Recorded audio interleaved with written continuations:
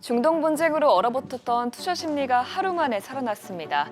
여전히 이스라엘과 이란 간 공습이 지속되고는 있지만 이란이 휴전 의사를 간접적으로 미국 측에 전하면서 중동 긴장이 더 고조되진 않을 것이라는 안도감이 퍼졌습니다.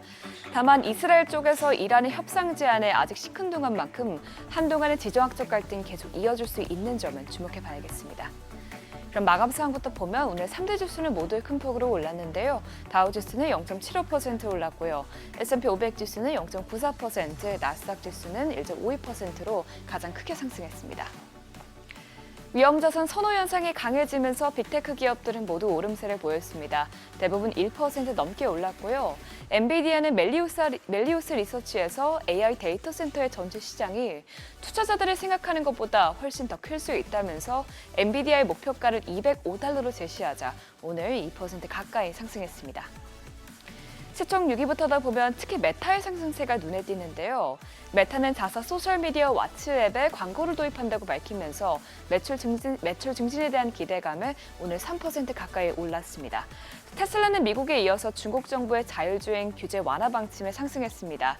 중국 정부가 자동차에서 생성된 데이터의 해외 전송에 대한 초안 지침을 공개했는데 테슬라가 이 중국 차량 데이터를 활용해서 완전 자율주행 기능을 더 빠르게 발전시킬 수 있을 것이라는 전망이 주가를 끌어올렸습니다. 이렇게 시장 불안감이 안도감으로 바뀐 데는 이란 측에서 협상의 신호를 내비쳤기 때문인데요. 간밤 월스트리트 저널에 따르면 이란은 미국이 이스라엘의 공격에 동참하지 않는 한 미국과 핵 협상 테이블에 다시 앉겠다는 의사를 전달했습니다. 트럼프 대통령도 이에 대해서 이란이 갈등 완화를 원한다는 신호를 받았다며 그런 대화를 진작했어야 한다고 말했습니다. 하지만 아직까지 이스라엘과 이란은 4일째 공격을 주고받으면서 갈등 완화와는 거리가 먼 행보를 이어가고 있는데요. 이스라엘은 테헤란에 있는 국영방송을 오늘 정밀 타격하면서 생방송 중 이란 앵커가 긴급 대피하는 장면이 그대로 송출되기도 했고요. 그만큼 섣불리 지정학적 갈등이 누그러지긴 어려울 것으로 낙관하긴 아직 어려워 보이는데 이에 대해서 전문가들도 갈등이 향후 몇 주간 이어질 것으로 보이면서 에너지 시장을 포함해서 미국까지 휘말릴 가능성은 여전히 높다고 경고했습니다. 한편 오늘 나온 경제지표도 확인해보면 간밤 뉴욕주 제조업 지수는 예상보다 크게 부진하게 나오면서 경기 둔화에 대한 우려감을 키웠습니다. 뉴욕주 5월 제조업 지수는 마이너스 16을 기록하면서 4개월 연속으로 위축세를 이어갔고요. 시장 전망치도 큰 폭으로 하회했습니다. 특히 신규 주문 지수가 20포인트 넘게 급락했고 재고 지수도 하락하면서 이번 하락세를 이끈 것으로 나왔습니다. 반면 기업들의 판매가를 반영하는 수치 가격 지수는 큰 폭으로 올랐는데요. 이는 판매 가격 상승세가 더욱 확대됐다는 것으로 추후 소비자들의 물가가 오를 수 있다는 것을 뜻합니다. 주말 사이 계속된 이란과 이스라엘의 충돌에도 이란이 미국과 이스라엘 측에 휴전과 협상을 제안하고 있는 것으로 알려지면서 지난 금요일에 급등했던 시장 지표들에서는 대부분 되돌림이 나타났습니다. 우선 전거래일에 7%가량 뛰었던 유가는 크게 빠졌습니다.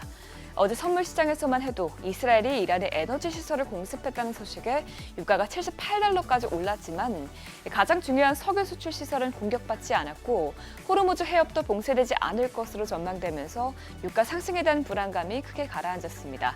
결국 WTI는 1.66%, 브렌트유는 2.32% 빠지면서 각각 배럴당 $71에서 거래가 됐습니다. 또 금요일에 급등했던 금 가격도 안전자산 선호 심리가 약해지면서 하락했습니다. 금 선물은 1.43% 빠지면서 온스당 $3,403에서 거래됐습니다.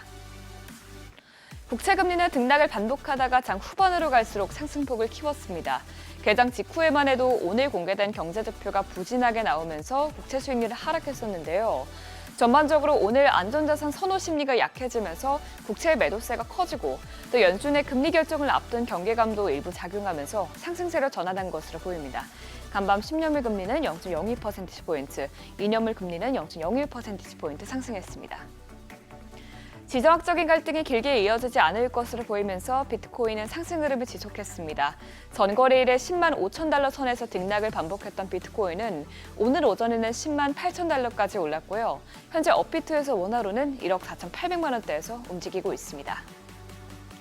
다만 천연가스 가격은 급등세를 이어갔습니다. 이스라엘이 이란의 가스정과 천연가스 공장 등 핵심 에너지 시설을 무차별적으로 공격했기 때문인데요. 이란은 특히 세계 2위 천연가스 매장국인 만큼 이번 무력 충돌로 가스 수출에 차질을 빚을 것이라는 우려가 커졌습니다. 굿모닝 마켓이었습니다.